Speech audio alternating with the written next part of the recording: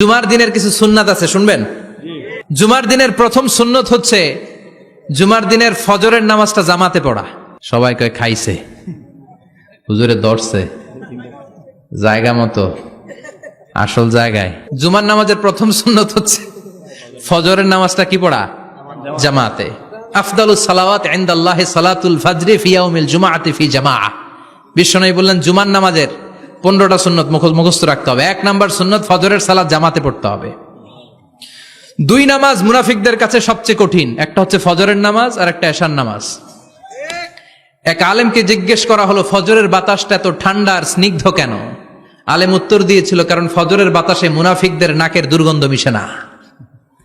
ফজরের বাতাসটা স্নিগ্ধ, ফজরের সময় আল্লাহওয়ালাদের আনাগোনা, মুসল্লিদের আনাগোনা, ইসলামের পক্ষের শক্তির আনাগোনা। চিল্লায় বলেন ঠিক কিনা?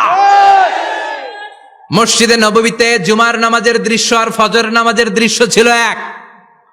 বাংলাদেশে ফজরের নামাজের দৃশ্য আর জুমার নামাজের দৃশ্য এক নাকি? ফজরের নামাজের সময় মুসল্লি নাই, এক কাতার হয় না, আর জুমার নামাজে পাক্কা মুসল্লি দেরি করে গেলে বারান্দায়ও জায়গা পায় না। কথা কন?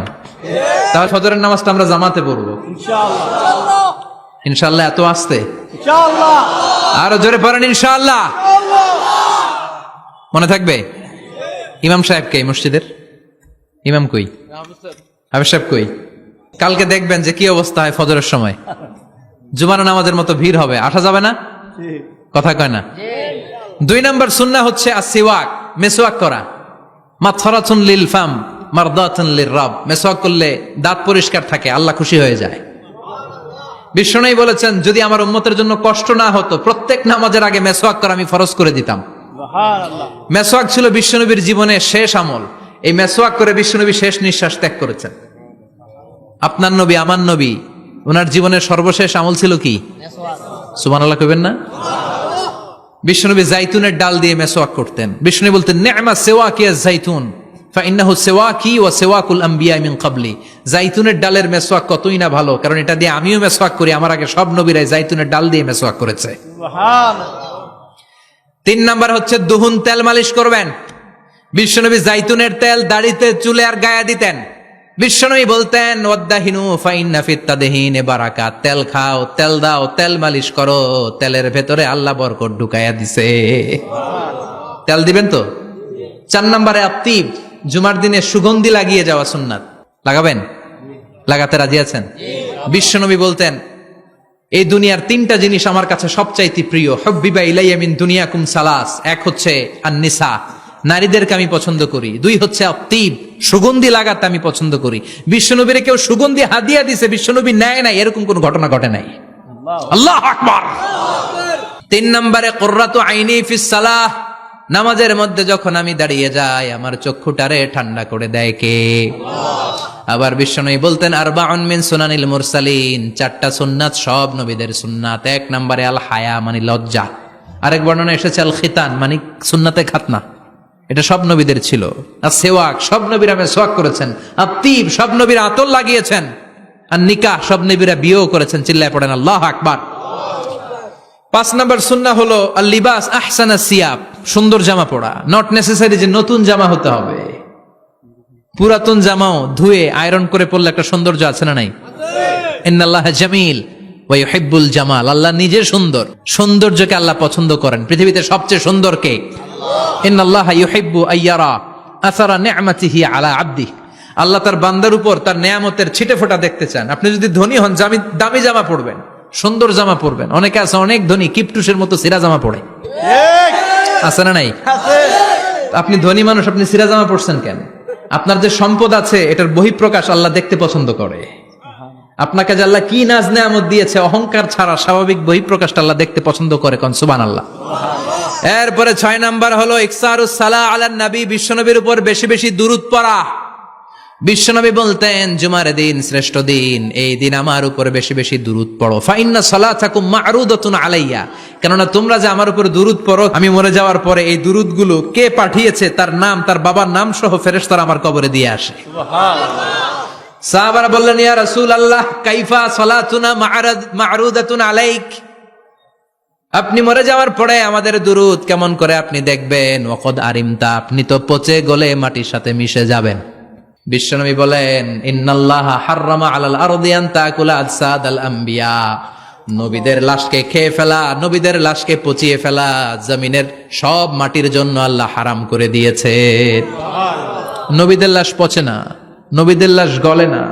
যারাই বিশ্বনবীর উপর দুরূদ পড়বেন, আপনার নাম সহ, আপনার বাবার নাম সহ, মালাইকাতু সাইয়াহিন, একদল ফেরেশতা আছে শুধু রাউন্ড দেয় গোটা ওয়ার্ল্ডে। কারা বিশ্বনবীর উপর দুরূদ পড়েছে, এই দুরূদ নিয়ে, এই নাম নিয়ে বিশ্বনবীর কবরে তারা পৌঁছে দেয়। চিল্লায় পড়েন আল্লাহু আকবার। এরপরে বিশ্বনবী বলতেন, জুমার দিনে সূরাতুল কাহাফ পড়বা। কাহাফ পড়া সুন্নাহ। সূরাতুল কাহাফ পড়তে রাজি আছেন? রাজি আছেন তো?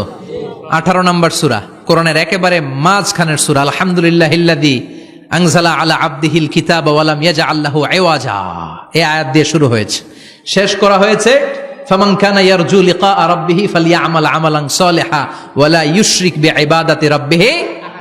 আর মাঝখানে আছে ওয়ালিয়াতালাত্তাফ। হাফেজ সাহেবরা উত্তর দাও, মাঝখানে আছে কি? কথা কন। ওয়ালিয়াতালাত্তাফ একটা শব্দ আছে সূরা কাহাফের মাঝখানে। কোরআনের সব জায়গায় এক ফন্টে আয়াতগুলো লেখা, কিন্তু ওয়ালিয়াতালাত্তাফ মোটা করে লেখা আছে না? ডবল ফন্টে লেখা, মোটা, কারণ এটা কোরআনের একেবারে মাঝখানে অবস্থিত এই শব্দটা ওয়ালিয়াতালাত্তাফ। এর আগে যত শব্দ, এর পরে তত শব্দ, এর আগে যত কোরআনের অক্ষর, এর পরে তত অক্ষর। সুবহানাল্লাহ বাড়িতে গিয়া বিশ্বনবী বললেন, সূরাতুল কাহাফ যে তেলাওয়াত করবে ইয়াকুনু লাহু নূর, এই সূরাতুল কাহাফ কিয়ামতের দিন তার সামনে বিশাল একটা আলো হয়ে আসবে। এই আলো দিয়ে পুলসিরাত পার হয়ে ওই বান্দা জান্নাতের ভেতরে ঢুকে যাবে। আবার বিশ্বনবী বলেন, যারা সূরাতুল কাহাফের প্রথম 10 আয়াত তেলাওয়াত করবে জুমার দিন, শেষের 10 আয়াত যারা জুমার দিন তেলাওয়াত করবে, দাজ্জালের ফিতনা থেকে তাদেরকে মুক্ত রাখবে কে? সুবহানাল্লাহ পড়বেন না? সূরাতুল কাহাফ দিয়ে সকাল শুরু করতে রাজি আছেন? সবাই রাজি? এরপর আত-তাবকির ইলাল মসজিদ, মসজিদে আগে আগে যাওয়া সুন্নত। আগে যিনি যাবে উনি কি পাবে? তারপরে গরু, তারপরে বকরি, তারপরে মুরগি, মুরগির পরে ডিম না আন্ডা?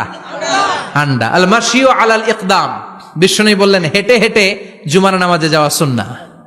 রিকশা, হুন্ডা, সাইকেল, সিএনজি দিয়ে গেলেও হবে, কিন্তু হেঁটে হেঁটে গেলে সওয়াব বেশি না কম?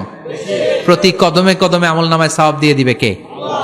এরপরে বিশ্বনবী বললেন, আদামু তাখাত্তি রিকাবান নাস, মানুষের ঘাড় ডিঙ্গিয়ে সামনে না যাওয়া সুন্নাহ। অনেকে জুমার দিন আসে, সবার শেষে বসতে চায় সামনে, এরকম ডাকাইত আছে না নাই? বিশ্বনবী জুমার খুতবা দিচ্ছেন, হঠাৎ এক সাহাবী সব সাহাবীর ঘাড় ডিঙ্গিয়ে ডিঙ্গিয়ে সামনে আসতেছে বুলেটের মতো। বিশ্বনবী বললেন, থামো, এজেলেস, বসো মিয়া, ফাকাদ আযাইতা ওয়া আনাইতা, আসছো দেরি করে, আবার মুসল্লিদেরকেও কষ্ট দিচ্ছ। যেখানে জায়গা পাবেন ওইখানে বসবেন, মানুষের ঘাড় ডিঙ্গিয়ে সামনের কাতারে যাওয়া এটা ঠিক না। এজন্য জুমার দিন আগে আগে আসার চেষ্টা করবেন। রাজি আছেন তো? এরপরে বিশ্বনবী বললেন, দুখুলুল মসজিদে রাকাতাইন, জুমার নামাজের দিন মসজিদে ঢোকার পরে 2 রাকাত পড়া সুন্নত। কয় রাকাত? রাজি আছেন?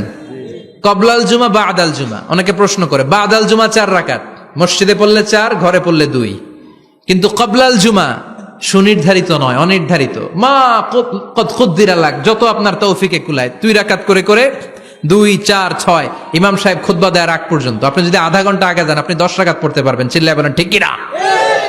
এরপরে বিশ্বনবী বললেন, ইনসাত, চুপ থেকে খুতবা শুনবা। জুমার খুতবার সময় কথা বলা যাবে নাকি? কথা কন। বিশ্বনবী বললেন, তোমার সামনে কেউ কথা বলতেছে, তুমি যদি বলো চুপ করো, এটাও তুমি খারাপ কাজ করছো। চুপ করো তোমার কইতে কইছে কি? চুপ করো বলে তুমি আরেকটা বেজাল লাগাইছো। চিল্লায় বলেন ঠিক কিনা? তাহলে জুমার নামাজে কথা বলা যাবে না। কেউ কথা বললে চুপ করো, এই কথাটাও বলতে বিশ্বনবী নিষেধ করেছেন। চিল্লায় বলেন ঠিক কিনা? এরপরে মজার একটা কথা বিশ্বনবী বলেছেন, জুমার নামাজ পড়তে যেয়ে যদি কারো ঘুম আসে, জায়গা চেঞ্জ করে বসো। জুমার নামাজ পড়তে যাইয়া ঘুমান না, এরকম কে কে আছেন আল্লাহর ওলি? হাত তোলেন। হাত তুলতে পারবেন? আমিও তুলতে পারবো না, আমি কত ঘুমাইছি। জুমার খুতবা শুনতে গেলে ঘুমাস, কারণ রহমত নাজিল করে কে? আল্লাহ। পুরো মসজিদের ডানে বায়ে রহমতে ঠাসা, খালি ঘুম আর ঘুম। আছে না নাই? ঘুম আসলে কি করবেন? উঠে যাবেন, উঠে জায়গা চেঞ্জ করবেন, পানির ঝাপটা দিবেন, ঘুম দূর করে দিবে কে? এরপরে বিশ্বনবী বললেন, জুমার দিন দোয়া করলে কবুল হয়। এমন একটা সময় আছে জুমার দিনে, ওই সময়ে যদি বান্দা আল্লাহর কাছে কিছু চায়, সেটা না দিয়ে খালি হাতে আল্লাহ বান্দারে ফিরাইয়া দেয় না। সেটা কখন? অনেক ইখতিলাফ আছে, বেশিরভাগ মুহাদ্দিসিন বলেছেন জুমার দিন আসরের নামাজের পর থেকে মাগরিবের আগ পর্যন্ত, বিশেষ করে মাগরিবের আগের আধা ঘন্টা, এই সময় আল্লাহর কাছে বান্দা যদি কিছু চায়, এই দোয়া আল্লাহ ফিরিয়ে দেয় না। এই 15টা সুন্নাত আমল করা যাবে তো? সবাই রাজি? জুমার খুতবা মনোযোগ দিয়ে শুনবো তো? আগে আগে আসবো তো? দোকানপাট বন্ধ করে জুমার নামাজের ভাবমূর্তি রক্ষা করবো তো? খতিব সাহেব যারা আছেন, জুমার আলোচনাটাকে আরো কনস্ট্রাকটিভ ওয়েতে নেন। সব বন্ধ হবে, জুমা বন্ধ হবে।